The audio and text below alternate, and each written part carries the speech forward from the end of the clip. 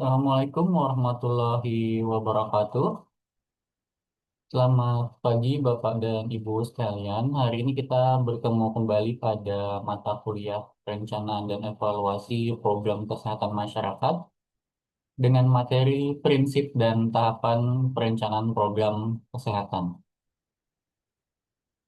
Adapun materi sebelumnya Bapak dan Ibu bisa simak pada video pada minggu lalu.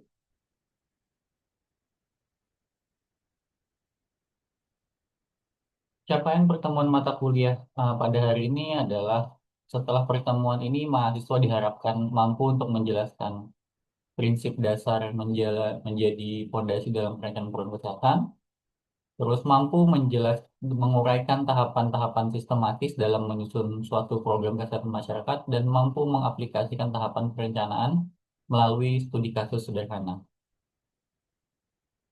Prinsip-prinsip dalam perencanaan program kesehatan kita awali dengan perencanaan terlebih dahulu, yaitu yang namanya sebuah perencanaan harus diawali dengan evidence base atau bukti atau berbasis data. Terus yang nomor dua adalah partisipatif, melibatkan masyarakat dan juga stakeholder, realistis dan terukur atau di dalam membuat sebuah bentuk perencanaan di dalam Renstra atau rencana operasional, maka kalimat atau pernyataan yang digunakan biasanya itu menggunakan metode penulisan SMART, di mana di penulisan SMART itu sudah masuk di dalamnya realistis dan terukur. Nanti kita akan lihat bagaimana sih cara menulis sebuah indikator di dalam sebuah perencanaan yang masuk ke dalam SMART itu. Terus berkelanjutan atau sustainability, yang kelima adil dan merata atau equity, dan yang keenam fleksibel, adaptif terhadap perubahan. Yang pertama kita bahas adalah tentang uh, yang awal tadi, yaitu bagaimana cara membuat sebuah planning atau perencanaan yang sifatnya itu evidence based.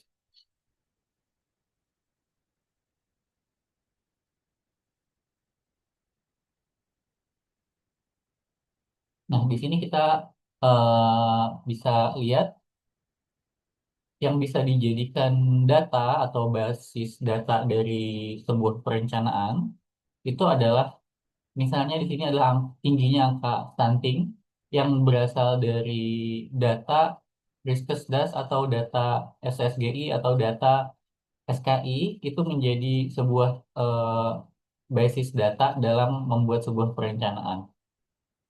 Identifikasi masalah berdasarkan data misalnya dari data yang ada pada EPPGBM atau pada Puskesmas 32% balita stunting, atau dari Riskesdas misalnya menunjukkan bahwa stunting di wilayah Kabupaten A dan di desa A itu mencapai 28% di atas dari rata-rata nasional.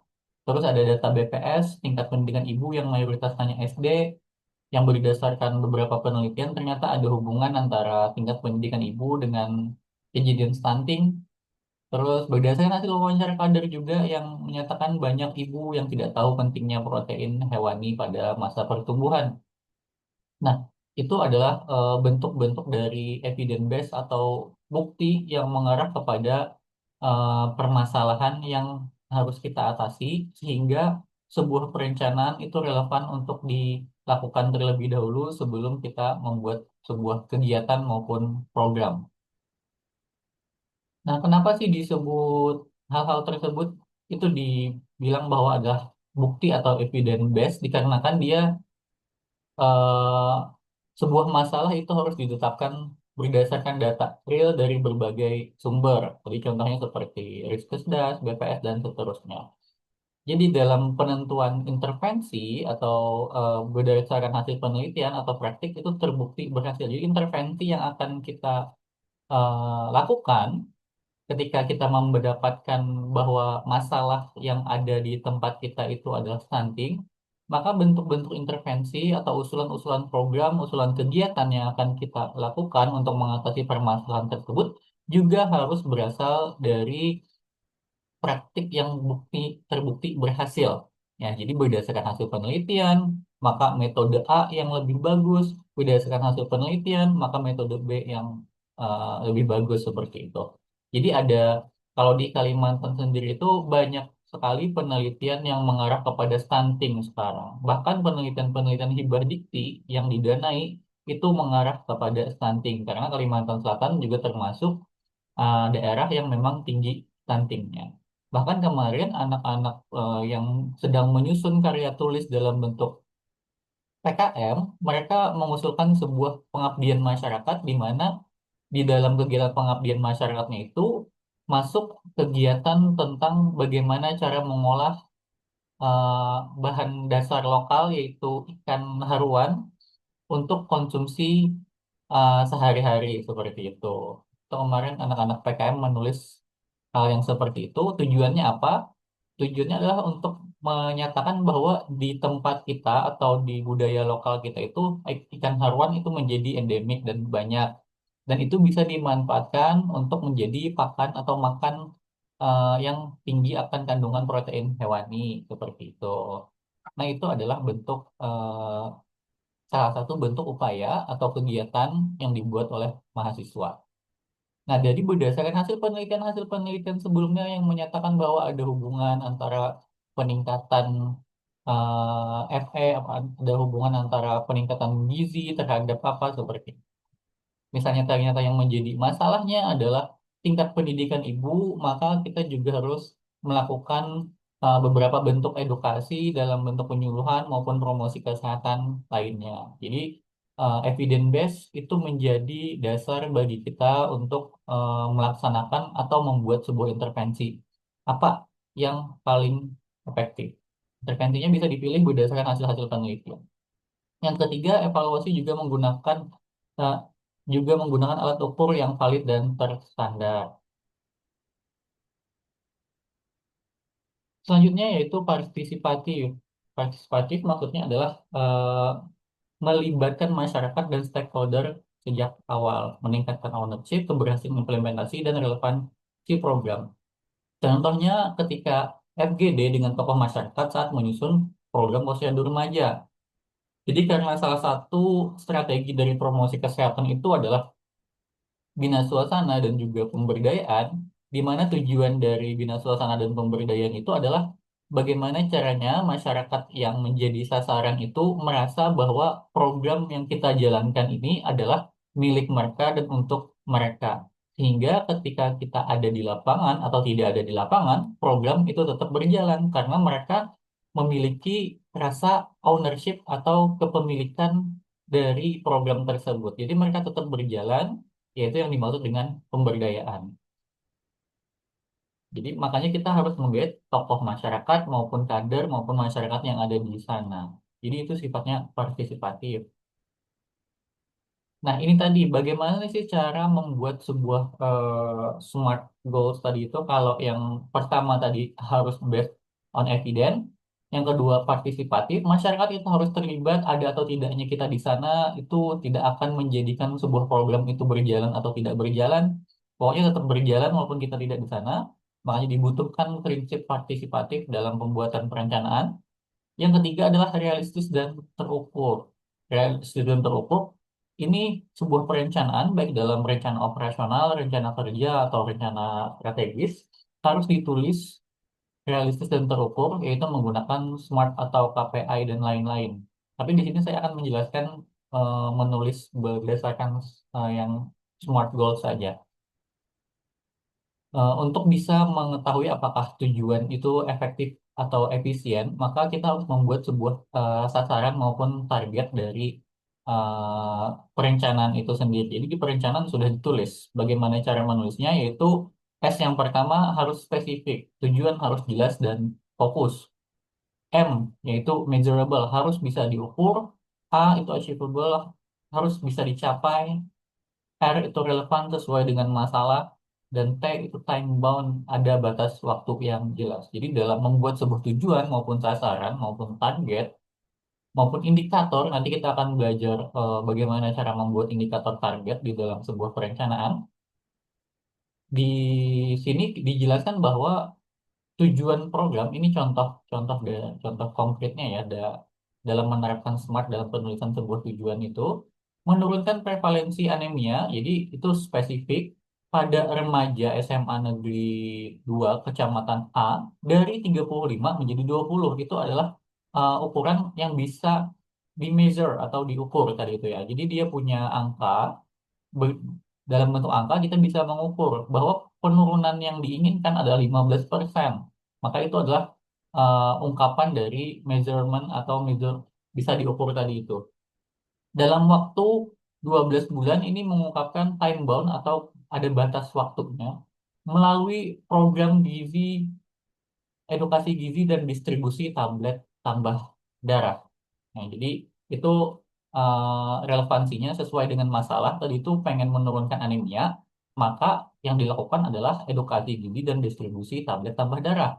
Maka dia relevan dan juga spesifik. Di seluruh komponen SMART tadi itu masuk dalam satu kalimat yang dinyatakan dalam seperti ini. Ya, dalam membuat sebuah tujuan dari sebuah perencanaan, baik menentukan indikator, harus menganut SMART tadi itu. Nah, ini penjelasannya, di mana kalau kita mempertanyakan tentang S, yaitu spesifik, ini di sini siapa dan apa, yaitu si remaja putri, apanya itu menurunkan anemia, dan di mana SMA Negeri 2 Kecamatan A. Ini adalah eh, spesifiknya. Terus ukuran itu dilihat dari apa? Kalau yang keberhasilan tadi berarti harus terjadi penurunan dari 35 sampai dengan 20, artinya ada 15% yang harus diturunkan. Itu adalah ukuran. Nah, 35 ke 20%, ini siapa yang menentukan? Tentunya si perencana sendiri. Indikatornya adalah anemia, prevalensi anemia berdasarkan pemeriksaan HB atau darahnya. Achievable dapat dicapai berdasarkan kapasitas dan sumber daya. Kalau kita berada di puskesmas, berarti kita akan melihat dulu sumber daya yang kita miliki atau input yang kita miliki. Puskesmas itu punya stok, terus bisa mengadakan edukasi melalui UKS dan seterusnya. Itu adalah kalau berdasarkan hasil analisis SWOT atau berdasarkan hasil analisis apapun, sebuah strategi itu akan muncul berdasarkan kapasitas dan sumber daya yang kita miliki. Jadi input yang kita miliki apa dulu, maka untuk bisa menyatakan dapat dicapai atau achievable itu dari input yang kita miliki. Terus relevan karena tadi masalahnya itu adalah remaja yang anemia, maka dia akan berdampak kepada misalnya konsentrasi dan prestasi belajar dari mahasiswa atau siswa tersebut karena berdasarkan hasil penelitian seperti itu. Kalau siswa anemia atau siswi anemia, dia akan kesulitan untuk berkonsentrasi dan berprestasi. Terus yang kelima time bound, jelas waktunya tadi 12 bulan. Nah, selanjutnya adalah berkelanjutan atau sustainability. Program itu didesain untuk bertahan meskipun pendanaan eksternal berakhir. Jadi, walaupun dana ternyata sudah berakhir atau tidak cukup, bagaimana caranya program ini bisa tetap berkelanjutan. Contohnya melatih kader lokal agar program tidak tergantung pada petugas puskesmas aja nih. Terus yang selanjutnya ada keadilan dan inclusivity atau equity. Prioritaskan kelompok yang rentan, miskin, disabilitas, ibu hamil, dan lansia. Hindari program yang hanya fokus pada kelompok yang mudah dijangkau. Terus ada fleksibel dan adaptif. Siap dirubah sesuai kondisi lapangan, responsif terhadap dinamika sosial dan bencana maupun terjadinya perubahan kebijakan. Jadi seluruh perencanaan itu harus memiliki prinsip ini. Lalu kita masuk kepada tahap perencanaan program, di mana sebuah perencanaan itu diawali dengan identifikasi masalah kesehatan yang diawali oleh tadi itu diawali oleh pembuktian atau pengumpulan data dan evidence base, penetapan prioritas masalah, penetapan tujuan dan sasaran, penyusunan strategi kegiatan, penyusunan indikator dan target, penyusunan jadwal anggaran, dan perencanaan monitoring evaluasi. Yang pertama dulu kita bahas adalah tentang bagaimana cara melakukan identifikasi masalah pada sebuah wilayah atau sebuah tempat. Maka biasanya dilakukanlah sebuah pola pikir atau analogi dalam bentuk problem tree atau biasanya fishbone atau apapun itu. Saya pernah lihat orang puskesmas itu menggunakan fishbone dalam melakukan pemecahan masalah apa yang ada di tempat. Misalnya angka cakupan imunisasi yang tidak terpenuhi atau tidak sesuai target atau tidak sesuai capaian, dia menggunakan fishbone dalam melakukan pencarian sebab akibat dari kenapa tidak tercapainya cakupan tersebut. Dianalisis berdasarkan metode, berdasarkan SDM, pokoknya berdasarkan dana, biaya, macam-macam. Nah, tapi saya di sini memberikan gambaran bagaimana cara menganalisis kasus dengan menggunakan problem tree. Jadi ada problem tree atau pohon masalah, yang kedua ada fishbone atau tulang ikan. Nah, di dalam problem tree sendiri yang menjadi fokus itu adalah yang di tengah sini, yaitu stunting pada anak. Stunting pada anak ini, kalau kita sebagai seorang peneliti atau sebagai mahasiswa akademisi akan langsung menelaah apa yang menjadi penyebab dari stunting.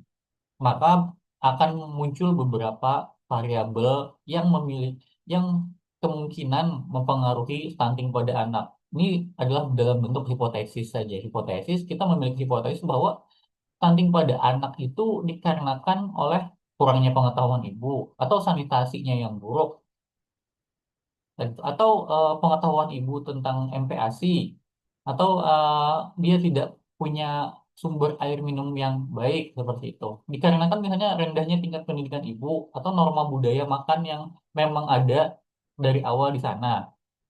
Terus sanitasi itu bisa dikarenakan oleh kemiskinan, akses terbatas, dan layanan kesehatan yang kurang pada program edukasi dan monitoring.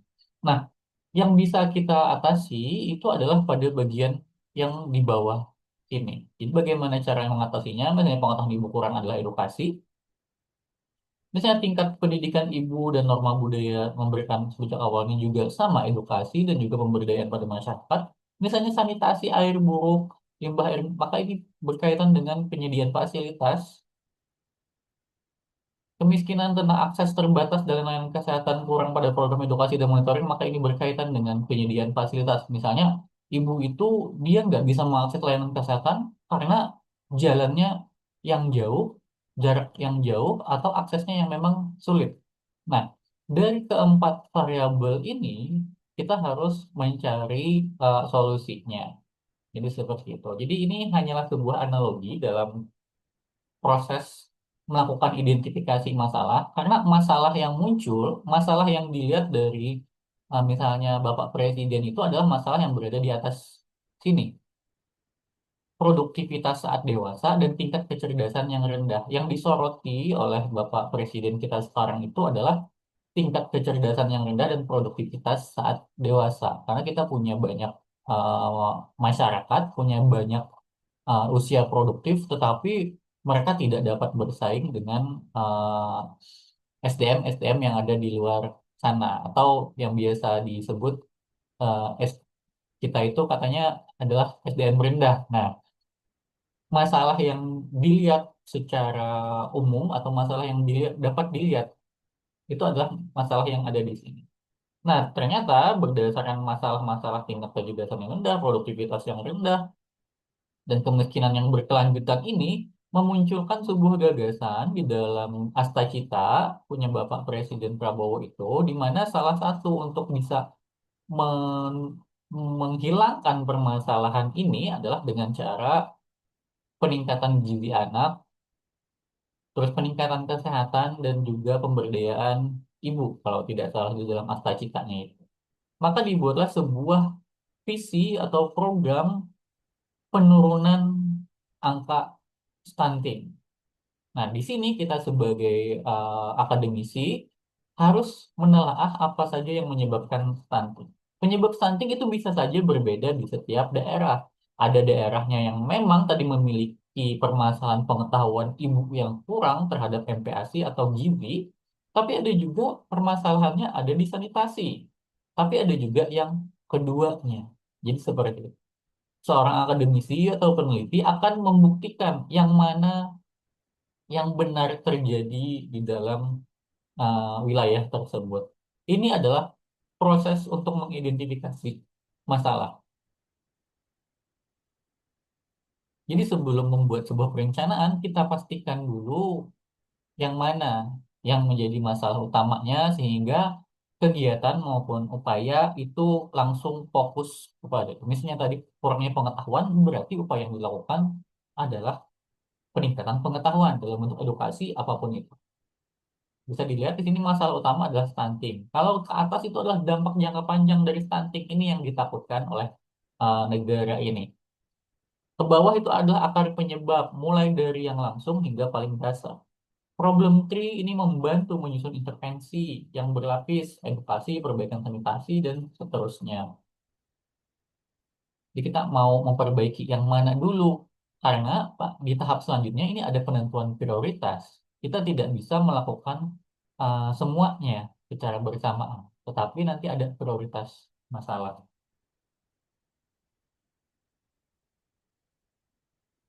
Nah, ini adalah bentuk dari penentuan prioritas masalah. Berbagai macam metode di dalam penentuan prioritas masalah. Salah satunya adalah di sini menggunakan BUK atau besar masalah, urgensi, dan kemungkinan. Jadi ada juga yang menggunakan USG, sama saja sih sebenarnya, cuma bahasanya yang beda, urgency, seriousness, dan growth. Nah, ini pakai bahasa Indonesia adalah besar masalah, urgensi, dan juga kemungkinan. Kita ingin memilih masalah kesehatan yang paling prioritas untuk dijadikan target program di suatu desa. Terdapat 4 masalah, dan nggak mungkin satu desa itu nggak punya masalah, atau cuma satu masalahnya nggak mungkin. Tapi yang bisa kita atasi cuma satu atau dua, maka kita lakukanlah sebuah penentuan prioritas masalah. Ini juga berlaku pada penentuan alternatif pemecahan masalah, seperti intervensi apa yang kita lakukan. Nah, itu juga sama, harus ditentukan pengukuran bagaimana cara menentukan prioritas alternatif yang akan dilakukan. Kalau contohnya di sini, itu ada stunting, anemia remaja, diare pada balita, dan juga kesehatan lingkungan buruk. Kalau dilihat, semuanya itu berkaitan dengan stunting, penyebab stunting. Anemia pada remaja juga akan menghasilkan nanti anaknya stunting. Diare pada balita juga akan menghasilkan stunting karena nanti akan mengganggu penyerapan nutrisi dan gizinya. Kesehatan lingkungan buruk juga akan menyebabkan diare dan penyakit infeksi lainnya yang akan mempengaruhi penyerapan nutrisi pada anaknya. Jadi semuanya sebenarnya berdampak kepada stunting. Nah, di situ ini cuma sebagai contoh, yaitu menilai yang mana yang lebih besar masalah, urgensi, dan kemungkinannya. Jadi dikasih skor gitu, entah itu 1 sampai 5, entah itu 1 sampai 3, 1 sampai 10, silahkan. Artinya kita tidak sendirian dalam melakukan scoring ini. Maka nanti total skor yang paling tinggi itulah yang dijadikan sebagai masalah utama. Penetapan tujuan dan sasaran. Tujuan adalah gambaran umum. Nah, bahasa kalaunya kita tuh membuat sebuah perencanaan di dalam Renstra biasanya, atau di dalam bentuk dokumen perencanaan apapun, ada tujuan, ada sasaran gitu. Terus apa bedanya sasaran dengan tujuan? Tujuan itu gambaran umum tentang hasil atau kondisi yang ingin dicapai. Artinya sudah hasil akhir nih. Tujuan bersifat umum, luas, dan kualitatif. Tetapi sedangkan sasaran, nah sasaran tadi yang dalam bentuk pernyataan SMART tadi itu spesifik, terukur, dan realistis. Jadi sudah, kalau kita berbicara tujuan berarti hasil akhir, tapi kalau yang sasaran ini spesifik siapa, ukurannya apa, indikator ketercapaiannya, targetnya apa, dan juga realistis bisa dicapai seperti apa jalannya. Menurut Green and Clotter, tujuan adalah kondisi akhir yang ingin dicapai, sedangkan sasaran adalah langkah-langkah yang terukur. Langkah-langkah yang terukur itu poin pentingnya tentang sasaran. Terus WHO, sasaran adalah target spesifik dari suatu program yang dapat diukur secara kuantitatif. Artinya kita perlu angka. Kita perlu angka dan time bound. Kayak gitu. Ada ukuran tentang waktu kapan dicapainya. Itu yang WHO. Selanjutnya hubungan antara tujuan dan sasaran. Nih contoh penelitiannya, yaitu kalau kita berbicara tujuan, itu general. Kita pengen meningkatkan status gizi pada balita. Tapi kita butuh sesuatu yang bisa diukur, di mana kita bilang bahwa status gizi balita itu sudah meningkat. Maka dibuatlah sebuah sasaran spesifik dan terukur. Kita bilang bahwa status gizi balita itu meningkat apabila menurunnya angka prevalensi stunting dari 30 menjadi 20 dalam 1 tahun. Maka baru tujuan tersebut bisa kita bilang tercapai. Nah, Yang kedua, meningkatkan cakupan imunisasi. Kapan kita bilang bahwa cakupan imunisasi itu meningkat? Ketika imunisasi dasar lengkap baik itu yang awalnya 70 persen menjadi 90%. Maka kita bisa bilang bahwa itu meningkat. Meningkatkan kesadaran remaja akan kesehatan reproduksi. Gimana caranya kita menyatakan bahwa tujuan kita ini berhasil? Dengan menyelenggarakan 4 sesi edukasi kesehatan reproduksi di 5 sekolah SMA. Jadi eh, sasaran itu lebih spesifik dan bisa diukur. Kalau hanya tujuan tidak bisa diukur hanya dalam bentuk pernyataan.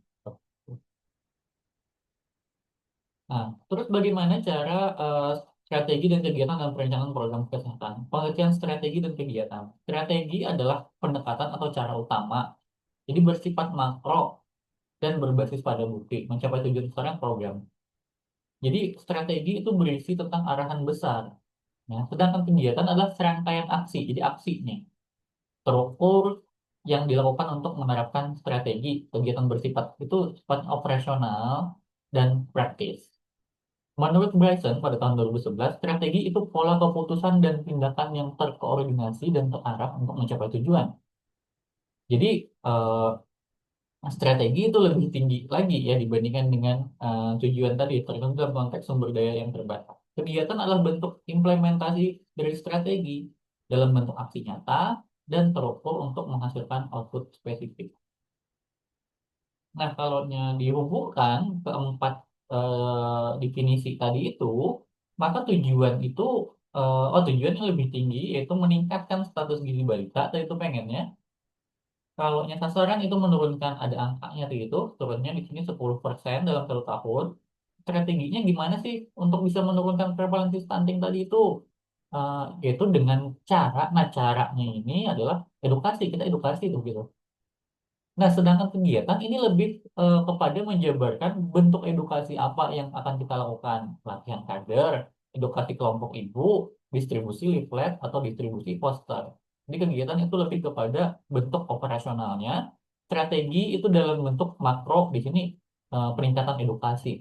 Gitu. Ya, dia ngomongnya dengan cara peningkatan pengetahuan atau edukasi terhadap ibu balita. Itu strategi yang bisa kita lakukan untuk tadi bisa mencapai tujuan peningkatan status gizi balita. Seperti itu. Nah, di sini contoh dari tabel rencanaan program. Ini untuk penurunan stunting, di mana strategi yang pertama adalah edukasi tadi itu, kegiatannya pelatihan. Terus yang kedua juga edukasi penyuluhan langsung kepada balita setiap bulan. Di situ ada outputnya. Output itu adalah luaran langsung, bukan luaran jarak jarak panjang atau jarak jauh ya. Jadi di situ outputnya adalah 10 kader terlatih. Saya yakin juga Bapak Ibu yang bekerja di dinas kesehatan atau di pos puskesmas juga eh, output dari kegiatan output dari programnya itu adalah dalam bentuk cakupan atau dalam bentuk output yang jangka pendek saja, karena kalau yang udah urusan jangka panjang atau outcome itu adalah urusannya Kementerian Kesehatan maupun Dinas Kesehatan Provinsi. Di situ tertulis juga penanggung jawabnya puskesmas, bidan desa, dan juga kader kesehatan. Komunikasi perubahan, kalau strateginya adalah komunikasi perubahan perilaku, maka kegiatannya adalah distribusi leaflet. Monitoring evaluasi, bagaimana cara kita mengetahui bahwa sudah terjadi peningkatan pengetahuan, maka dilakukanlah survei pre-post edukasi untuk mengukur pemahaman ibu nih udah. Kalau tujuan kita kan meningkatkan pengetahuan, tadi itu berarti kita perlu mengukur dong. Seperti itu.